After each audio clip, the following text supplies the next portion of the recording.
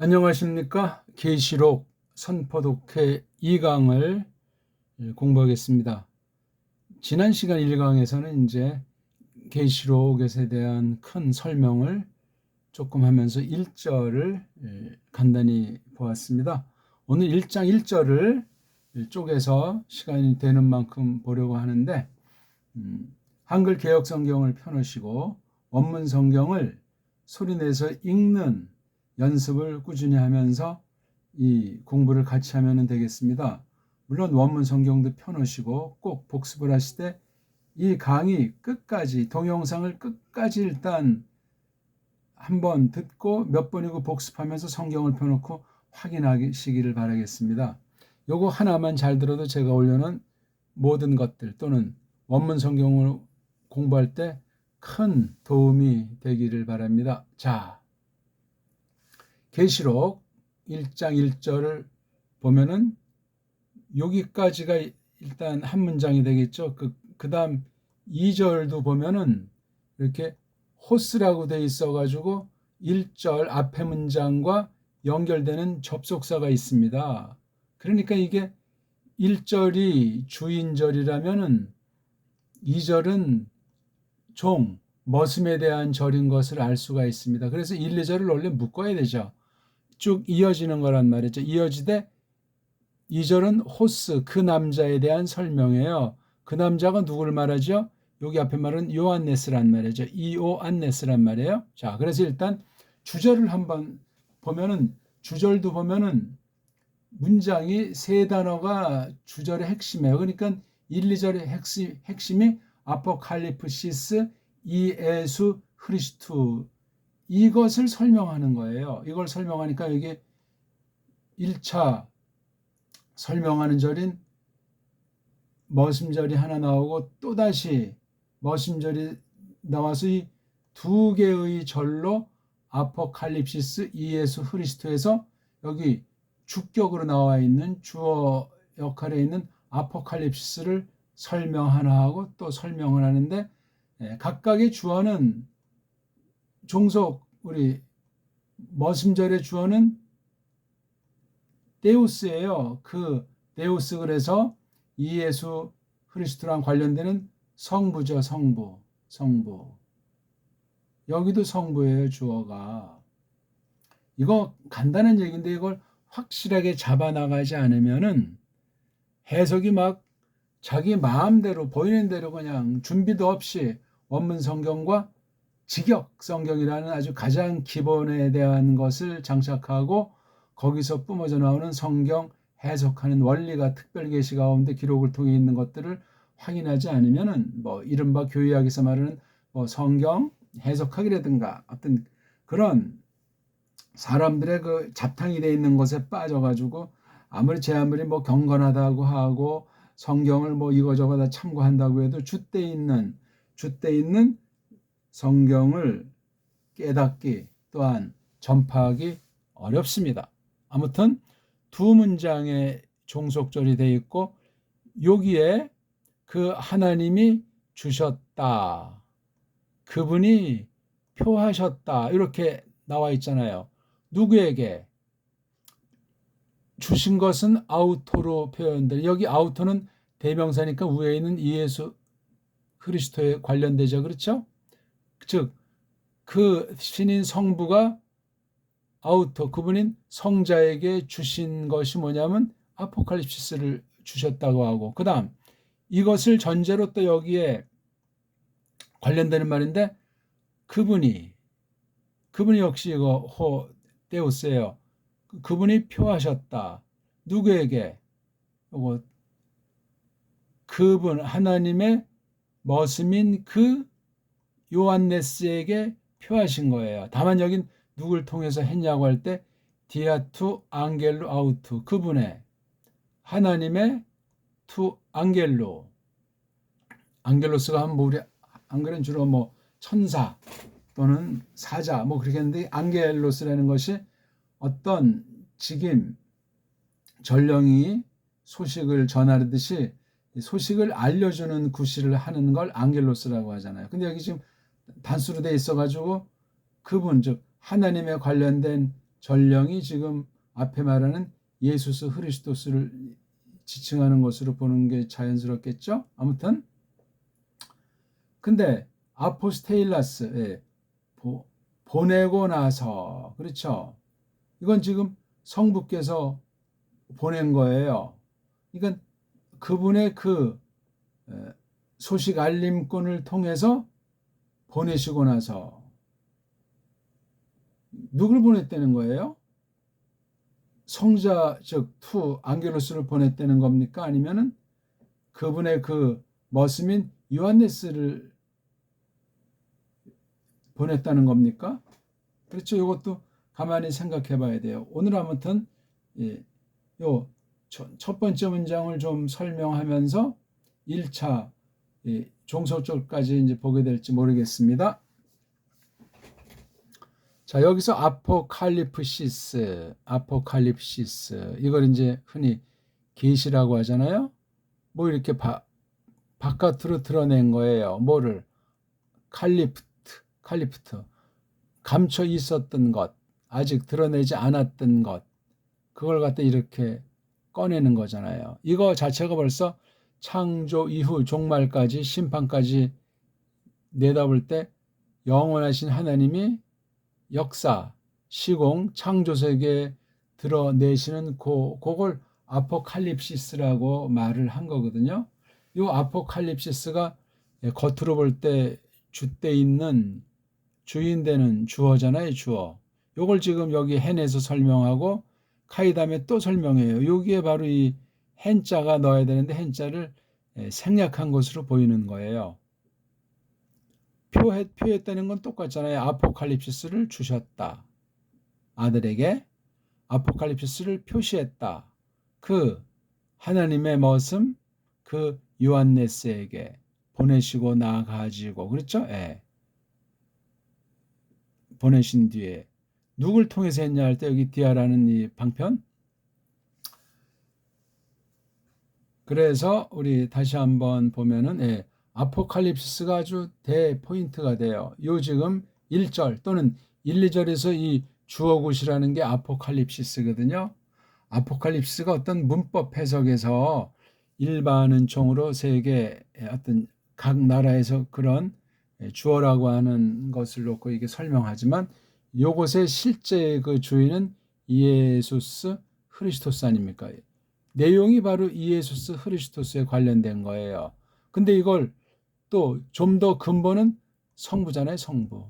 성부 호데우스가 성자 아우토에게 주신 바 그게 아포칼립시스. 그러니까 실제 중보직을 통해서 경영하시는 분은 예수스 크리스토스에 속해 있는 거예요, 이게요. 그러니까 실제 주어는 이 예수스 크리스토스가 이 문장의 실제적인 주인이죠, 주인. 주인을 모르고 계시를 운운하면 그야말로 주객이 전도되어 있는 상황이 되는 겁니다. 그리고 이제 확대되면 계시록 전체를 한 단어로 뽑으려면 아포 더하기 칼리프시스 요걸 얘기해 주는 거예요. 요거요. 그러니까 창세기도 계시고 마태복음도 계시고 65건이 전부 다 특별 계시를 기록해 놓은 거예요. 확실하잖아요. 그다음 신약 마지막에 놓여 있는 아포칼립스 요거 자체도 계시로서 성격이 있으니까 앞에 있는 65건과 서로 연결이 돼 있으면서 요겐 특별히 전에 없었던 것을 새롭게 주신 바가 있는 거예요. 독특하단 말이죠.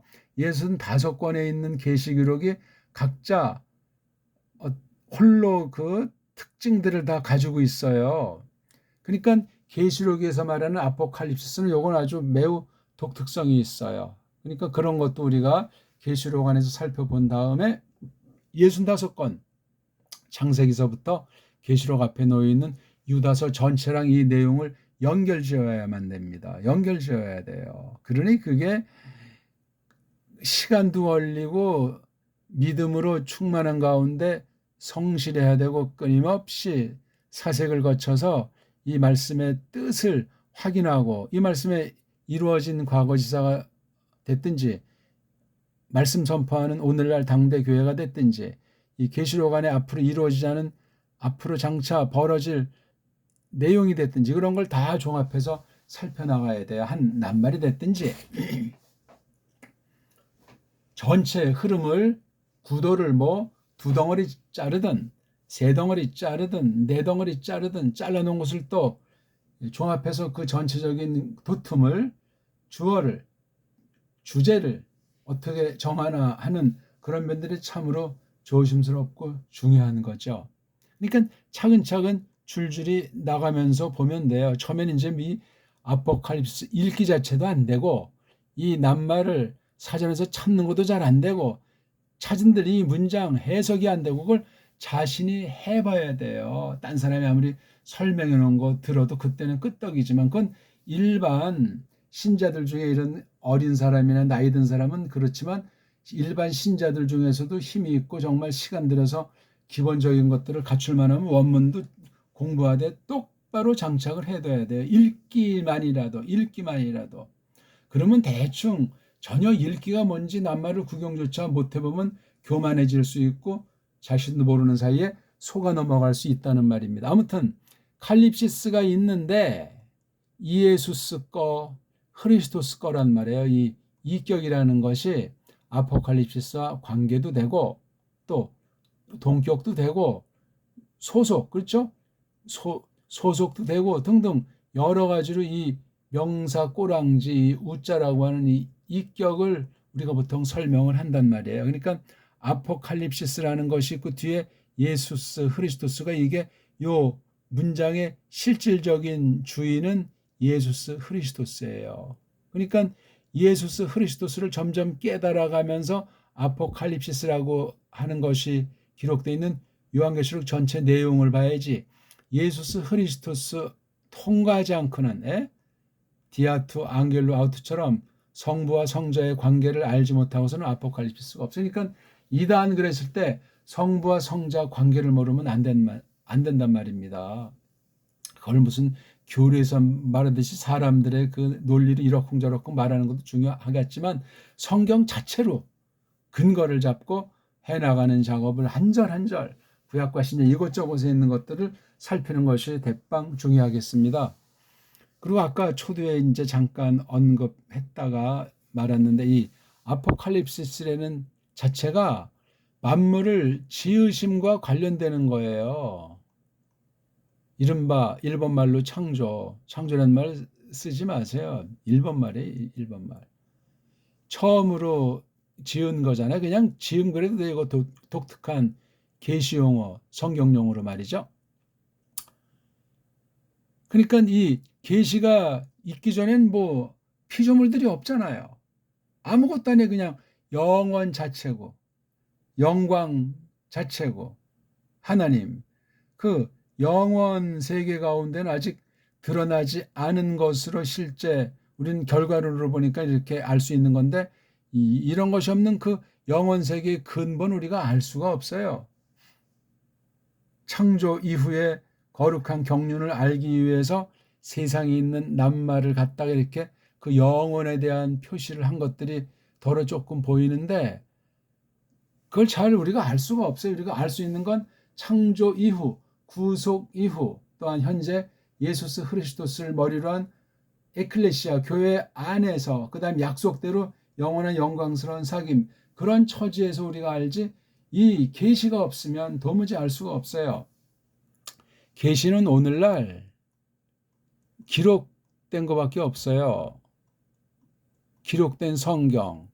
구약은 이걸 한 가지를 뭐 아마르게통도 있지만 세페르라고 하고 세페르. 그다음 신약 같은 경우 뭐 로고스라는 말도 쓸 수 있지만 책의 형태라고 했을 때 기록의 형태라고 했을 때 비블로스라든가 그라페라든가 그런 단어들을 보통 쓴단 말이에요. 그건 벌써 낱말의 차이가 있으면 계시 성격, 계시 내용, 그걸로 펼치시는 하나님의 경륜 그런 것에 대해서 다양한 면을 각각 담고 다른 낱말로 쓰길 기뻐하신 겁니다. 그래서도 그 동요 문제는 구약도 그렇지만 신약을 볼 때 굉장히 중요해요. 또 하나 이게 지금 합성어로 되어 있는 경우잖아요. 그렇죠? 아포 더하기 칼리프토라고 하는 것에서 계시란 말을 썼는데 동요들이 여러 가지가 많아요. 그걸 잘 찾아서 구별되게 하면서 그 공통 분모를 찾아서 어휘를 또 신약만 보는 것이 아니라 구약에서도 이 계시란 말이 어떻게 나타나는가 했을 때 우리가 보기 들어서 창세기 1장을 우리가 이제 여기 구약은 또 여기 없네요. 예. 지금은 볼 수가 없는데 창세기 보면 브레시트, 예? 바라 이렇게 나오잖아요. 그렇죠? 예, 바라. 이게 다 하나님께서 계시하신 그 범주에 구약은 구약 표현으로 이렇게 글로 써 있잖아요. 글로 써 있지 않다면 이건 벌써 그냥 아직 사람이 뭘 할 수도 있는 것도 아니고 존재를 뭐 인식조차 못하고 아무것도 아니고 알 수가 없는 게 하나님 홀로 영원에서 영원으로 그냥 자족하시면서 계시는 것뿐이에요. 계신다는 말도 우리가 할 수가 없죠. 본질상. 나타나 있는 것 뒤에 우리가 타락한 말이지만 우리 배달결의 그 말을 가지고 뭐 계신다든가 일하신다든가 그런 표현하고 그것도 세상 표현을 넘어서서 신령한 속뜻은 거듭난 사람에게 성령님께서 마음의 눈을 밝혀 주셔서 깨닫도록 하시고 그런 말미암아 슬기롭게 하는 그런 방편으로 쓰이는 거예요. 그런 면에서도 우리 여기 이 계시라고 일본말로 한 거 자관 감춰 있는 것을 꺼낸다, 뚜껑을 연다, 빨가를 벗긴다 그런 뜻의 이게 아포자를 썼어요. 그러니까 벌써 이 아포칼립스를 볼 때 창조 이후 그리스도스 안에서 재창조와 심판을 거친 영원한 세계가 이 아포칼립스가 담고 있는 거예요. 시대 구약 계시와 신약 계시로 대변해 볼 수도 있겠고 그다음 구약 계시 역사가 어떻게 흘러간다는 것을 뭐 몇 덩어리로 자르든 그렇게 볼 수 있겠고 덩어리를 자를 때 내용을 자를 때 어떤 한 낱말이나 신학 교리한 용어에 지나치게 쏠려서 꽂히면 위험해요. 그럼 뭐가 다 그냥 거기에 다 쏠려서 되어지는 것 같은데 유치해져요. 억지로 꼬매고 그러면 그 사람의 그 말씀에 대한 깊이와 헤아리고 다루는 능력이 좀 지나치고 강팍하고 그러면 뭐 공부도 많이 하고 연구도 많이 한다고 하지만 공부할 수 있는 연장, 공부하는 방법, 범위 그런 것들에 대해서 굉장히 제한되고 독선에 빠지기 쉽습니다. 이런 것들도 우리가 특히 이런 계시라는 문제를 뭐 좀 너무 이상하게 생각하고 특출나게 생각해서 이걸 그렇게 보시면 안 돼. 물론 기록으로 구약이 종결된 때가 있고 신약까지 해서 최종 종결된 때가 있는데 종결되기 전에 하나님 자신을 나타내 보이는 여러 가지 그 아포칼립시스의 형태가 구약대로 신약대로 많은 것이 있지 않습니까? 그리고 기록으로 딱 형태를 굳힌 데는 없어야 필요가 없는 거예요. 그래서 구약과 신약 사이에 외경이다 해가지고 뭐 10여 권 놓는 것이 있잖아요. 그거 다 아무 쓸모가 없는 건데 로마 카톨릭이 LXX에 그렇게 했던 걸 받아서 불가탈 라틴 말로 하면서 했던 것을 초기 개혁자들까지도 그걸 과도기에선 집어넣었더란 말이죠. 그 이후엔 우리가 그런 걸 집어넣지 않습니다. 이게 작은 차이가 아니고 굉장히 중요한 건데 오늘날 뭐 그 외경 또는 더 근거가 없는 엉터리인 가경 같은 것들이 많이 있고 어떤 한 책을 놓고 이러쿵저러쿵 하면서 뭐 성경 권위와 동등이 되는 것 마냥 그걸 이제 강조하기도 합니다. 그러면 어떻게 되면 66권에 대한 것이 더러워지고 흔들리게 돼 있어요. 이른바 정경에 대한 그 권위를 성령님께서 주장해 주심을 힘입지 않으면 그렇게 된단 말입니다. 아무튼 기록됐다는 게 중요해요. 기록이 된 걸 또 우리가 잘 이해하려면 거듭난 사람을 전제로 한 거예요. 기록자들이 그러하고 해석자들이 그러한 거거든요. 근데 때때로 거짓 선지자, 거짓 사도가 있는 것처럼 거듭나지 않은 자들이 얼마든지 더 거듭난 사람 능가할 정도로 성경 가지고 뭐 세상 일반 논리로 인문학의 논리로 과학이든 철학이든 문학이든 그런 것을 가지고 아주 성경을 장난질할 수 있단 말입니다. 그런 것들을 우리가 경계한다는 것을 전제로 하고 이 기록된 말씀을 어떻게 볼 것이냐 여기에 이제 생각할 바가 참 많이 있는 거예요. 알파베트가 나라마다 되게 다 다르잖아요. 이런 것을 가지고 기역이라는 나라가 성경을 해석한단 말이에요. 니은이라는 나라가 자기네 나라 문법을 앞세워서 하죠. 디그리시라는 나라가 자기네 나라 말, 세상 나라 말의 문법이 됐든지 구문론이 됐든지 그런 것을 가지고 구약을 다뤄요. 또 나가서 신약을 다룬단 말이에요. 이랬을 때 다 장점의 차이들이 있고 다 단점들을 지니고 있는 것을 까먹으면 안 된다는 거예요. 근데 세계 언어들이 한 군데서 흘러나왔기 때문에 근본이 관련된 것들을 추구하는 일반 언어학의 풍조도 있다고 하지만 아무튼 전체가 부패했어요. 첫사람이 꼬꾸라진 다음에 부패하고 노아 당시 물심판 뒤에 얼마 지나지 않아서 또 분열이 되지 않습니까? 바벨 사건. 그런 외형의 그 차이로 돼 있는 사실을 전제하고 내가 어떤 나라에 태어났느냐, 어떤 언어를 가지고 성경을 본다고 하는가 할 때 참 먼저 앞선 나라의 그 만약에 영어 그러면 영어 알파벳가 있잖아요. 자음이라고 하는 모음이라고 하는 것 바탕소리. 그걸 가지고 된 신학이기 때문에 그걸 넘어서질 못해. 넘어서면 그건 알레고리를 해석하고 신비주의 해석할 수 있고 또는 세속주의 부패한 이성을 내어서 세상 인문학의 한계를 최고라고 하고 이걸 전제로 해서 하게 되면 성경이 완전히 일반 서적으로 전락하는 등 주의하고 생각할 것이 많이 있어요. 그러니까 각 나라마다 자기네 나라 문사철로서 해석을 한단 말이에요. 꼭 언어라고 하는 그 측면을 절대 삼지 않을지라도 기록된 게 문자로 기록돼 있으니까. 그래서 원문을 또 고조하는 사람들은 이게 신약이 헬라스 말이잖아요. 구약은 또 에베르 말인데 이 헬라스 말을 보려고 해도 서구 인도 유럽어족이라고 나눈 어떤 지난날 한 부류로 볼 때는 다 밑에 때 딱가리 후대 언어들은 그 원 출발점인 만약에 헬라스 말로 된 성경 거기 뭐 헬라 문법이 있고 헬라 문학이 있고 아무튼 고전 헬라어도 있고 그런 걸 가지고 이것을 접근하고 싶어도 영어가 헬라스 말에 딱가리기 때문에 안 돼요. 영어가 좀 더 새롭게 뭐 드러내고 확인하려고 많은 화려한 문법이라든가 언어학을 발전시켰어도 국물도 없습니다. 거기 어떤 착각이 한 가지냐면 성경이 이렇게 세상 낱말을 갖다 계시를 기록했다고 했을 때 이건 이미 세상 언어로 기록한 것이 아니고 하나님이 새롭게 하신 문자 가지고 하나님의 특별 계시를 기록한 거예요. 그래서 제 아무리 세상 헬라스 말이 어쩌고 저쩌고 해도 근본을 전제하지 않으면 그냥 세상 과학이 그럴싸하게 많은 사람들이 받을 만하고 손뼉 칠 만한 그게 그냥 성경 해석 속에 기어들어와서 성경 본문 자체까지도 사본하고 우러나면서 파괴하고 편집하기에 이르게 된다 하는 겁니다.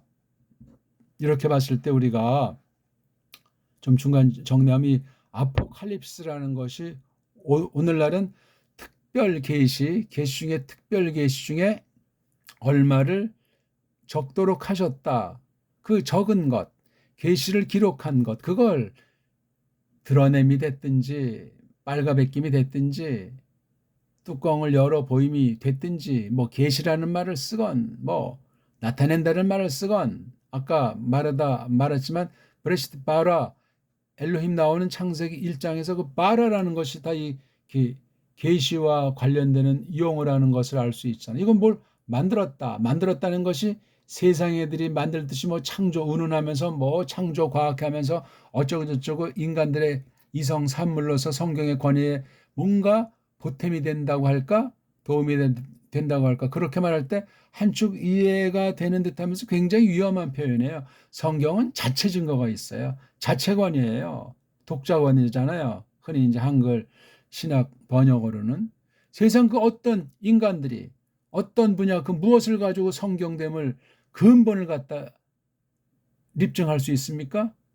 온통 다 썩어 문드러져 있는 건데 아무것도 아니지만 그런 것부터 정말 또 새기고 또 검증하고 또 정말 닦아내고 뽑아내고 하면서 성경 자체가 그렇다고 해서 기록된 성경이 우상이 되면 안 되잖아요. 우상. 그건 성경 문자주의, 글자주의 굉장히 극단 우상 종교 경전이나 부적, 점쟁이의 무슨 그 점술법 그런 것으로 성경을 생각하는 경향도 있어요. 성경, 우상주의, 성경 기록한 책, 기록 어떤 나라 말로 번역이 됐든 그 기록된 것을 지나치게 그냥 무슨 그럼 성경 자체가 무슨 신통력이라도 있는 듯이 성경에 써 있는 글자가 부적에 무슨 그림이나 표딱지 같이 사람이 부패 있는지라 그렇게 이걸 막 그냥 그런 게 정신 두는 멀쩡히 뜨기도 많이 벌어지는 것이 이른바 매일 성경이라고 하는 것 있지 않습니까? 지금은 한물 같지만 그 영국에서 나온 큐티 따위 같은 것들이 얼마나 웃기는 얘기예요. 성경을 처음에 딱 폈더니 도둑질하지 말아라 나왔으면 내가 야 이거 정말 그때 도둑질한 걸 정리가 안 되고 또 마음으로 됐고 하면서 아니 성경을 그런 건 다 부적처럼 보는 건 완전히 우상 깜도 안 되는 계시가 뭔지를 모르는 그쯤 되면 그건 중생의 증거가 확실하지 않습니다. 공명정대하지가 않아요. 중생은 했지만 드러나지 않을 때 그런 착각에 오해를 받아서 그릇 이끌림을 받을 수 있지만 중생한 사람이 이내 그거 딱 바른 소리라면 딱 끊어버려요. 완전히 끊어버리죠. 몰랐을 때 그러니까 거듭난 사람은 그렇게 돌이키지 못할 그런 거짓된 것에 꽂히질 않는다 하는 걸 우리가 생각하는 것이 중요하겠습니다. 어쨌든지 신약의 아포칼립시스라는 말과 구약의 아포칼립시스라는 말은 본질은 같은데 차이가 있다. 신약 중에서도 예수 그리스도께서 땅에서 계실 때 나타내신 거랑 하늘에서 나타나는 것에 이것 본질은 같은데 차이가 있다 하는 걸 우리가 적어도 상식으로 생각하면서 성경에 쓰인 때로는 어떤 한 낱말 관련된 그 낱말 말밭이라고 하는데 그 범주에 있는 것들을 잘 주의해서 동의어라는 말을 써도 구별됨을 놓치면 안 돼요. 각 낱말을. 그럼 그냥 두루뭉실 돼버려가지고 말이 정확하지가 않아요. 그러면 뭐 그냥 다람쥐 쳇바퀴 돌듯 헛된 데 빠져서 성경을 혼잡하게 다른 그릇된 인간 요소, 세상 부패한 요소를 성경이 집어넣어서 해석하고 내가 처음으로 전무후무하게 깨달았다는 헛소리를 하기도 한다 이 말입니다. 그러면 어떻게 되겠어요? 그래서 이 아포칼립스 요거만 딱 가지면 이게 계시록에서 말하는 건지 창세기에서 말하는 건지 알 수가 없는데 그 뒤에 이제 보면은 설명이 되잖아. 이게 예수스에 관련된 걸 말하는구나. 그럼 예수스에 관련된 계시라는 것은 뭔가 이거 이제 구약부터 흘러와야 되고 아포칼립스에 대한 이 어원, 이 어근에 대해서 간단한 기본을 갖춘다면 예수스에 대해서도 이것을 우리가 살펴봐야 돼. 이렇게 예수스 하나만 쓰지 않고 두 개를 다 이렇게 적었을 땐 또 이게 어떤 것이 신약에서 그 쓰임새가 있는가? 뭐 크게 뭐 중요하진 않지만 중요하죠. 성경이 뭐 덜 중요하고 더 중요한 말씀들이 있겠고 하찮은 것이 있겠고 어떤 것도 중시합니까? 하나님 자는 중시하고 그리고에 해당하는 여기 이런 카이자 같은 거는 경시한답니까? 그건 한쪽은 이해되는데 다른 쪽에 빵꾸가 나는 거예요. 그러니까 참 이게 기록을 깔볼 수도 없고 기록을 지나치게 신성화해도 안 되고 간단치 않은 거예요. 그러니까 크리스토스 안에서 우리 믿음 인격이 지정의를 새롭게 성령님께서 가다듬어주게 해 주셔가지고 온통 성령님에게 사로잡히는 그런 가운데서 말고는 언제든지 왕왕 하나님 말씀에서 빗나갈 수 있고 하나님 말씀을 다 알 수도 없는 것이고 그런 면들에 대해서 꼭 잘 기억하는 것이 중요하겠습니다. 아무튼 예수스 그리스도스에서 온 이 말을 하나로 했을 때 예수스에 관련한 아포칼립시스, 그리스도스에 관련한 아포칼립시스로 이걸 각각 생각을 해야 돼요. 예수라는 이 말이 구약에 과연 근거가 있느냐? 구약에 근거가 안 되면 과연 이것이 신약 헬라스 말 같으냐?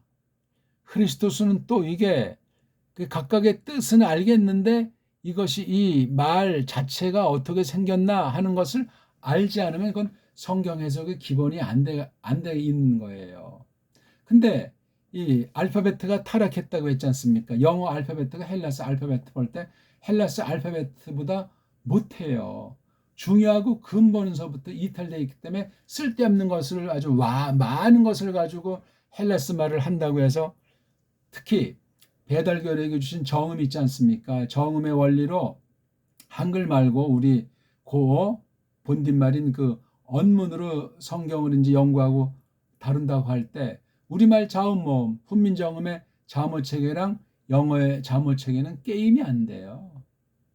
죽었다 깨어나도 영어 알파벳 가지고 우리 배달결의 알파벳을 근처도 올 수가 없어요. 굉장히 중요한 것을 시사하는 거예요. 나가서 우리 신약과 구약을 쓴 그 계시 문자들만 봐도 신약 헬라스 문자가 구약 에베르 문자, 아람 문자를 감당할 수가 없어요. 구약은 자음밖에 없으니까 자음을 견줄 때 굉장히 심각해요. 그 격차를 어떻게 후대 영어 문자든 동어 문자든 라틴 문자든 쪽발이 문자든 그런 것을 어떻게 극복할까 이거예요. 그것에 대해서는 별로 중요성을 인식을 되게 못해요. 그런 건 뭐 원문이나 하는 사람이나 뭐 중요하지 뭐 학자들을 몫이지 그런 사람들이 잘했으면 무슨 문제가 있겠어요. 온 세상 지금 성경 번역만 볼 때도 다 완전히 좌경화되고 인본주의화 돼가지고 제대로 된 번역을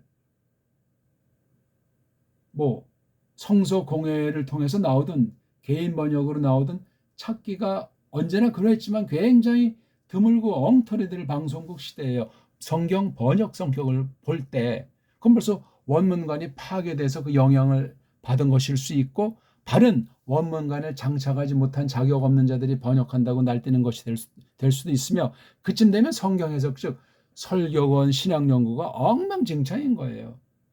갈 길을 잃은 채로 저마다 왕노릇 하듯 사사시대처럼 말입니다. 그렇게 그냥 성경 가지고 하다 그냥 사라지는 거예요.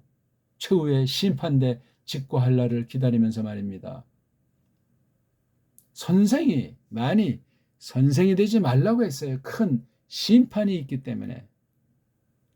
아무나 선생이 된답니까? 사람 누구를 아무개라고 성경 교사라고 누가 인정을 한답니까? 신학교를 나오고 소위 이른바 안수 같은 걸 통해서든 또는 그냥 임직이라는 말씀을 대면 무조건 성경 교사의 자격이 주어진답니까? 그렇지가 않은 거예요. 이게 계시라는 거 이거 알 수 있는 거 벌써 이거 죽었던 사람이 구원받은 증거로서 이게 아포칼립스가 예수 그리스도에 관련된 것을 말하는구나. 이게 쉬운 듯해도 그 고백이 목에 칼이 들어도 부정하지 않고 타협하지 않고 확고부동하게 나가는 사람이 되냐 이거예요. 이게. 그러니까 예수스라는 말이 구약에 관련해서 이것도 깨우치셔야 돼요. 이 뜻도 정확히 아까 말씀드렸잖아요. 구약엔 이 이예수라고 하는 것이 과연 구약에 있는 것을 음역을 했느냐 구약이 없이 그냥 신약 자체에 있는 말이냐 그런 것조차도 연구 안 하고 고민 안 하면은 신약만 하고 구약 원문을 하지 못하면 말할 자격이 없고 말한다고 해도 딴 사람이 말한 걸 흉내내는 것을 못 벗어나기 때문에 확신이 없어요. 확신이 없는 건 일반 분야에서도 그러하지만 신약 분야에서 확신이 없으면 그 뭘 하자는 겁니까? 맞으면 좋고 안 맞아도 그만이고 하는 그런 말씀 교사가 어디 있습니까? 말이 안 돼요. 헛된 확신과 거짓 확신도 안 되지만 말입니다. 크리스투 이것도 이제 우리가 어떻게 발음하냐에 따라서 이 말뜻 해석이 아주 결정적인 것이 돼요. 그러니까 이 원문 읽기가 나라마다 자음, 모음, 알파벳가 다 차이 나니까 소리가 다 다르단 말이에요. 그러면 깨닫는 게 다 똑같고 해석이 똑같겠냐고요. 이른바 영국의 장로교회가 있다. 미국의 장로교회 있다. 캐나다의 장로교회가 있다. 호주의 장로교회가 있다. 뉴질랜드의 장로교회가 있다. 뭐 남아공의 장로교회가 있다. 또는 개혁교회가 있다고 똑같겠냐고요. 이게요. 영어들만 써도 영어 자체도 다른데 도구로 들어가고 뭐 유력한 많은 사람들이 쓰는 그 언어를 보면 다 읽기가 달라요. 다 비슷한데 그게 성경에서의 아무런 차이가 나타나지 않겠냐고. 틀리고 맞는 것은 고사하고라도 이 소리가 뒤틀리고 소리가 모자르다 보니까 그것이 글자, 문자로 나타나지 않습니까? 문자관, 알파벳관. 거기에서 막 구약 아람 문자는 모음이 없잖아요. 신약은 또 완전히 모음이 이제 헬라스법이 온 세상 언어를 정복하고 재편집해 놔가지고 아예 이오 5개 이상 만들지를 못하잖아요. 글자가 그 5가지밖에 없어요. 다 나머지 있는 건 새끼친 것에 지나지 않고 근거도 없어요. 왜? 자음이랑 모음이라고 하는 그 바탕소리, 음소를 사람들이 자기네 마음대로 만들지를 못해요. 아주 특별한 하나님 섭리예요. 그 똑똑하다는 서양 엉망진창 무식갱갱이들이 그렇게 뭐 학문을 발달해서 제3세계들 모든 나라 식민지상국 전파해서 교육우상을 만들어 놓은 때인데 정작 자기네 알파벳은 엉망진창이에요. 엉망진창이고 임시 땜빵하면서 속임수라는 것이 언어학을 보면 알잖아요. 문법학을 보면 안단 말이에요. 철자법을 봐도 알아요. 웬 쓸데없는 것으로 계속 늘어만 가냔 말이에요. 중국 같은 경우도 자기네 소리도 이미 일그러진 소리를 기계식으로 해서 전제한다고 쳐도 문자는 더 완전히 문자 자체가 없어요. 문자 자체가 없다는 건 소리 자체의 진위에 대해서 매우 유치하다. 원시적이다. 이렇다 할 탁월한 문명을 이룬 증거가 없다는 아주 부패성과 무지가 가득 차 있는 거예요. 그러다 보니까 자기네 소리가 아니기 때문에도 그렇고 있다 손칠지라도 그 소리에 대한 문자가 없으면 초보에 머물러서 변질하고 하나님을 대적하는 것으로 전락하는 것이 언어 세계인데, 그러니까 중국 같은 경우 이제 뭐 영어 문자로 음역하는 거 빌려서 쓰기도 하고 이제 그게 라틴자로 쓰지만 이게 그다음 무슨 뭐 병음 체계도 하고 자기는 문자가 아니다 보니까 한문을 또 무슨 뭐 간체라고 해가지고 뒤바꿔서 낱말의 구조가 안 되니까 사전에 그냥 단어 수가 점점 많아지는 거잖아요. 10,000단어, 20,000단어. 지금 한한 대사전 같은 것이 몇 단어입니까? 단어가 계속 늘어나요. 단어가 모자라니까 삼성, 짝퉁, 사성 체계로 만들어서 하고 문자가 없는 비극이에요. 쪽발인 쪽발이대로 그런 한계 가운데 있고 우리는 그냥 세종 당시 거만 해도 28개 가지고 정린지가 말했듯이 세상 모든 소리 자연에 있는 거 천지만물의 모든 소리를 다 소리 내는 정도가 이걸 글로 그릴 수 있다는 거예요. 적을 수 있다는 거야. 이런 알파벳은 역사 이래 없소이다. 추정할 수 있는 건 있겠지. 옛날 뭐 3,000년, 몇 년 전 거. 대단한 겁니다. 근데 이걸 완전히 말살시켰잖아요. 서구와 그 앞잡이 일제가 1910년에 공식으로 다 지구상에서 없애버렸어요. 점점 망가져 온 역사가 수백 년이고 그 뒤에 그럼 이게 지금 어떤 기독교고 어떤 성향의 사상과 문명을 좇게 돼 있겠어요? 영어 아닙니까? 영어가 세계어가 되다시피 돼 있는 때고 거기 엉터리 알파벳 소리와 글자가 일치하지 않아요. 영어 26개 문자를 볼 때. 모음도 아이오가 없다 보니까 자음에서 4개 내지 5개 갖다가 모음 문자로 임시변통해서 쓰고 더 모자니까 A자도 뭐 7개, 8개 지금 뭐 더 느는지 글자 하는데 소리가 다양화되는 건 거짓이라는 거고 혼란이라는 거예요. 그걸 가지고 어떻게 하나님을 똑바로 섬기고 해석을 제대로 하고 알아먹고 하나님의 뜻을 구현하는 데서 주구장창 계속 장성하고 쭉 나갈 수 있겠습니까? 그러니까 거기도 남겨둔 사람에는 그런 핸디캡을 넘어서서 깨우쳐 주시는 그 은혜 가운데 그냥 비비작거리면서 나가게 하시는 정도에 지나지 않는다 이거죠. 언어 문자 처지에서 표현한다면 말입니다. 무슨 말씀을 더 드리겠어요. 자세히 하는 건 제 다른 동영상에서 조금씩 말해놓은 것들도 있고 좀 강의한 것도 있으니까 살펴보세요. 예수스가 뭔지를 모르면 크리스토스 아는 길은 없죠. 이 발음이 미국 말로는 지저스, 우리는 예수. 왜 그렇게 됐는가? 누가 그렇게 고유명사 음역을 그렇게 했는가? 그럼 세상 언어학 그 변동 또는 모자름, 불일치, 부패 그런 것이 번역에 기어 들어온다 이거예요.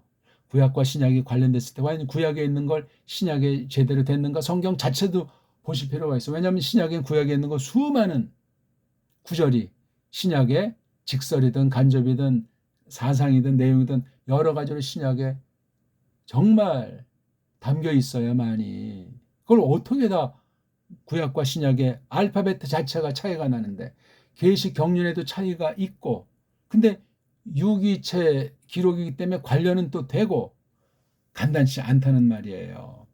아무튼 이 하나님의 뜻인데 아포칼립스 계시가 쉽게 말하면 하나님 뜻이잖아요. 하나님 말씀이고 영원하신 하나님의 뜻이고 하나님의 사역을 대변하면서 하나님의 본질, 존재를 담고 있는 게 계시라고 말할 수 있는 거예요. 그 중에 예수스 그리스도스 제2위 신을 여기다 둔 거잖아요. 2위 신이면서 창조하신 분이고 하나님 백성들을 건지신 구속하신 분이며 지금 하나님 우편에서 통치하시고 최후 심판의 그날 심판으로 다시 나타나신다, 파루시아 하신다 하는 그분에 관련된 거예요. 근데 딱 보니까 성부랑 관련되잖아요. 성부께서 주신 거라고 그랬어요. 아포칼립시스를 성자한테. 이런 사역을 누가 관장해서 이렇게 우리가 알 수 있게 하냐고요. 기록까지 한 분이 누구예요? 성령 하나님 사역이에요. 기록. 성령께서 얼마나 정말 가장 으뜸으로 겸손하다고 볼 수도 있을 만큼 기록하신 분이 성령님이 하신 거예요. 뭐 사람을 통해서 하든 뭐 많은 것들을 동원하셨을지라도 성령님의 특별한 역사가 있는 거예요. 그걸 모르면 성경을 겁없이 그냥 겁대가리 없이 막 다루는 거예요. 예? 성경 좀 백독 좀 했다. 뭐 좀 원문을 좀 했다. 신학을 뭐 학위를 했다. 교인이 우리 교회는 뭐 10,000명이다. 그런 껍데기 가지고 그렇게 흥청망청 건너뜨는 수가 있는 거예요. 큰일 납니다. 그랬다가는.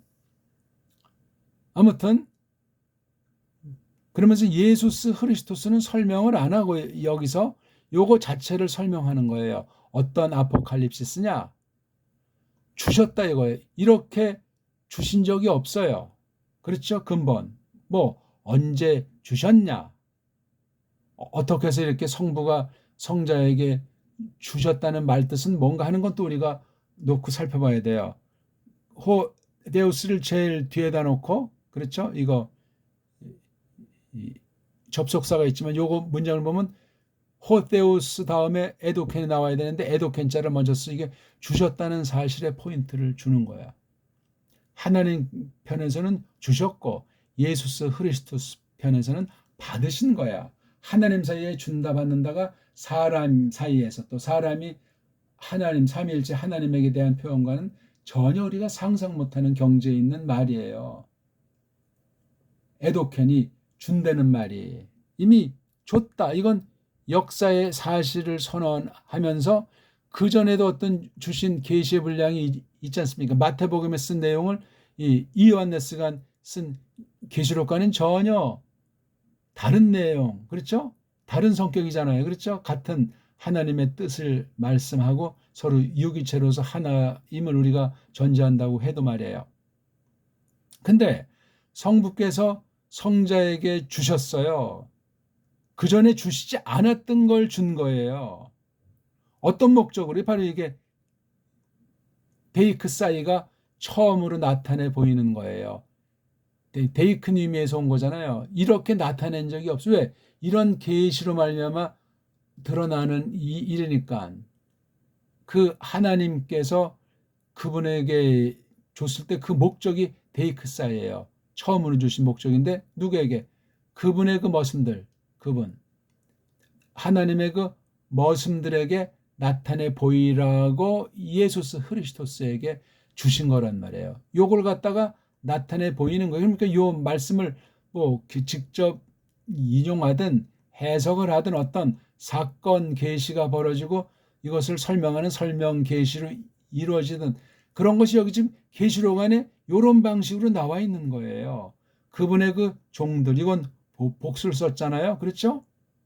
이건 뭐 구약까지 확대해서 그 근거를 잡아올 수도 있고, 신약만 놓고 볼 때 그렇죠? 그 말씀 이 교사들이 많잖아요. 그렇죠? 많지요. 또 이 계시 내용도 신약만 보더라도 예수께서 땅의 사역과 하늘의 사역에서도 이게 낱말에도 벌써 같은 낱말도 점점 신령해지고 더 깊어져가 다른 여러 말로도 쓰기도 한단 말이에요. 어떤 경우들에는 그렇지만 그럴 때 이 낱말이 요게 땅에서 쓴 말이 하늘에서 사역을 묘사할 때 본질은 같을지라도 차이가 있기 때문에 이런 낱말의 차이의 그 센스를 배우는 것이 해석할 때 굉장히 중요합니다.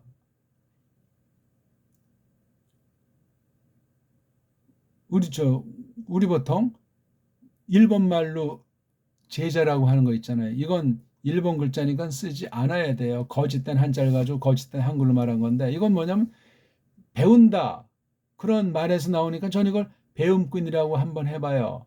스승과 제자 사이에선 그 배우는 일을 옛날에 문화생이라든가 재생이라든가 그런 단어를 썼지, 제자는 일본 글자예요. 근데 뭐 어떤 사람은 뭐 제자 훈련 이런 건 참 그 내용이 어떻습니까? 다 성경 파괴로 종지부를 찍는 거예요. 이런 건 뭐 말 건덕지도 안 된단 말이에요. 계시로서 배움꾼이라고 하는 것을 썼을 때 그 표현을 지금 막 갖다 써요? 성경 안에 있는 거라고? 특별 계시로서 마테테스를 쓰는 거라고요. 특별 계시로서. 성경 용어 있다고 무조건 갖다 쓰면 경건하고 믿음 좋고 성경도 알고 그런 겁니까? 그런 거 정말 코올릭의 수준 아니겠어요? 그런 의식이라면은 등등. 지금은 이제 그러면 어떤 말을 쓰냐 이거예요. 구약에 부르는 칭호도 있고 신약에 부르는 칭호들 있지 않습니까? 지금은 이런 제자들이 없잖아요. 그 시대 한시적으로 쓰인 거예요. 잠시. 오늘날은 이런 예? 번역도 잘못된 우리 고유어도 아니지만 우리나라 사람이라면 문화생이나 재생 또는 원문을 그대로 그냥 해서 배움꾼, 배우노니 그런 걸 써야 된다고요. 그렇지만 지금은 그런 걸 쓰지 않아요. 뭐를 쓰는가? 찾아보시라고요. 그걸 모르면 하늘 통치하시는 지금 시대 하늘에 거하는 전투하는 교회로서 그 품을 바를 깨달을 바를 그다음에 갖출 바를 확신하기 어렵습니다. 그러니까 이 헬라스 말에 이걸 갖다가 오늘날 각국말로 번역을 하게 돼 있기 때문에 번역어가 굉장히 중요해요. 딴 나라 말 먼저 깨달은 나라 먼저 뭐 신학에 앞서고 번역한 거 참고는 할지라도 우리 고유어 정음 체계로 된 언문으로 번역을 해야만 합니다. 그런 성경이 있어야 비로소 신학의 첫 출발이 시작이 되는 것이고, 그런 것을 장착을 해야 성경을 똑바로 그렇게 직역을 번역한 근거를 가지고 교리에 대해서도 똑바로 번역을 하고 또한 교리도 해석하는 바른 신학이 또한 출발하게 되는데, 그래야 이제 비로소 강단이 정식으로 교회를 세우는데 성령님의 도구로 쓰여진단 말이에요. 근데 아직 한국엔 그런 것이 된 적이 없어요. 성경 번역이 그렇게 깔뱅, 루터 같은 그런 정통의 번역관을 지닌 바가 없고, 그 이전에 번역할 도구인 한글은 우리 것이 아니에요. 제대로 된 것도 아니고 띄워봤자 벼룩으로 일제를 못 넘어서고 영어를 못 넘어서기 때문에 그 엉터리 서구 문법, 서구 학문에 완전히 더 노예를 만들어버려요. 신자들이 불신자보다 더 한글 성경에만 빠져버리면 더 그냥 사대주의가 강해진단 말이에요. 자기도 모르게 맥로가 될 수도 있단 말입니다. 무시무시한 거예요, 이거요.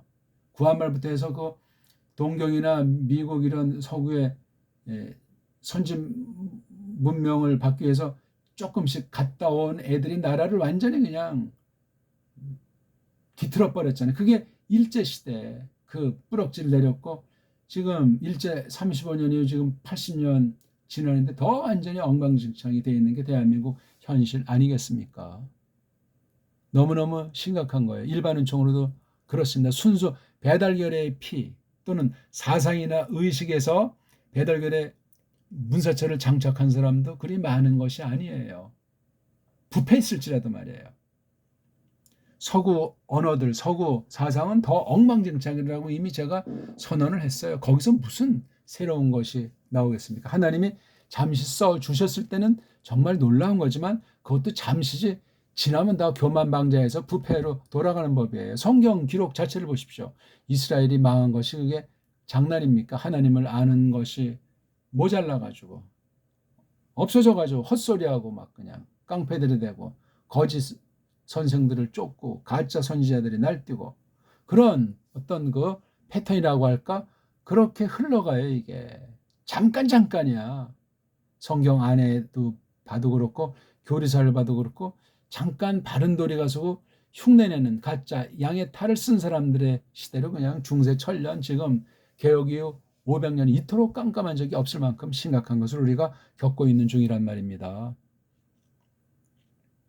그러니까 이런 이 준대는 성부 성자의 관계도 연구하셔야 되고, 성자에게 주시던 그 목적이 그분의 그 말씀들이 이게 바로 우리 지금 말하면 성경 선생 아닙니까? 구약의 선지자, 신약의 사도, 그다음 우리 오늘날 성령님께서 세운 그런 사람들에게 나타내 보이도록 아포칼립시스에 대한 그 실체, 뭐 성취가 됐든지 해석이 됐든지. 자, 그럼 저기 하데이 게네시스, 이게 하라고 써서 하. 요건 여성 단수 관계대명사지만 하는 중성 복수 관계대명사예요. 하는 바로 1차로 욕을 가르쳐요. 요거요. 1차로. 그러니까 요것에 대한, 그러니까 종속절에 또 노예절이 심해요. 요거 전체를 묶어서 요 앞에 있는 헨 에도켄 아우토 데우스를 두 개로 설명해 주는 거예요. 그러니까 요거 데익사이 토이스 둘로이스 아우트, 이게 부정사 구문이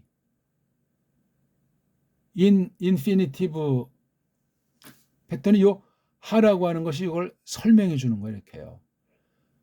그분, 즉 하나님의 그 말씀들에게 나타내 보이는 거죠. 그 하나님이 예수 그리스도스를 통해서 그리스도스가 하시는 일인데, 그것들은 해야만 하는 것들이에요. 뭐를? 게네시스다이, 처음으로 되어지는 것. 이렇게 되는 것이 없는 것들이 이제 역사 가운데 벌어지기를 해야만 하는 그런 걸 나타내 보인단 말이에요. 심부름 받아가지고 머슴들이. 근데 어떻게 되냐니까 타헤이가 아주 후딱이잖아요. 후딱. 잽싸게 휙. 빠름 안에 휙 안에 대처음으로 되는 걸 해야만 하는 그것들, 즉 요거 종들에게 종들로서 나타내 보이게 하는 거니까 예수스 그리스도스의 사역이 이렇게 나타나는 그 한 가지 샘플이 여기에 나오는 거예요. 그래서 여기 그 둘로이스들 중에 하나가 여기 그 둘로가라고 나온 거예요. 요 둘로가 바로 이거잖아요. 요거 이건 이제 1차로 여기에 예수스에도 관련되지만 계속 이걸 하나님 자를 친다면 하나님의 머슴들, 그렇잖아요. 예, 하나님의 머슴. 굉장히 중요한 거. 일단 여기 첫 번째 종속절, 그렇죠. 그 다음에 종속절 중에 종속절인 예수스 그리스도스께서 받아가지고 하나님의 그 종들, 머슴들에게 나타내 보이도록 하는 그 내용이 뭐냐면 빨랑 안에 되어지는 것, 되는 것, 처음으로 나타나서 되는 것을 해야만 하는 그런 걸 말하잖아요. 이 타헤이는 계시록 뒤에도 나오지 않습니까? 빨랑 후딱 오십시오 하면서 그 재림에 대한 갈망이 거기 담겨 있어요. 그래서 우리가 오늘 1장 1절 중에서 앞부분만, 종속절, 첫 번째 종속절 앞부분을 설명해서 예수스 그리스도스에 관련된 이 복음, 이 계시라는 것이 뭐냐를 통해서 예수스 그리스도스의 그 사역을 말하는 거예요. 이게 지금 사역. 그 사역을 말하는데 그 하나님이 주셨다고 해서 주체는 하나님이에요. 성부 하나님이 하신 일로 여기 밝혀놨기 때문에 성부와 성자, 그 다음 성령님의 그 관계가 여기 아주 또렷이 나와 있어요. 삼위일체가 또렷하다고요. 그러니까 요거 데이크 사이도 숙제해야 되고 휙 나타나는 것이 이제 뒤에 적어도 우리가 4장 이후 어떻게 나타나는지 두 눈을 부릅뜨고 찾아보시는 것이 굉장히 중요하겠습니다. 한글 개역 성경이랑 꼭 견주어 보시고 저마다 제가 조금 말씀드린 거니까 또 잘 해보시고 1장 1절 앞부분 첫 번째 계시를 설명한 종속절 부분까지 간단히 봤습니다. 고맙습니다.